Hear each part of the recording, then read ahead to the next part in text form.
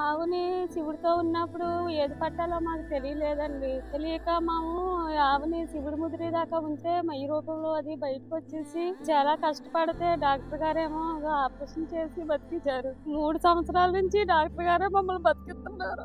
ఆ ఆవులకి ఇంకో జతన్నారు.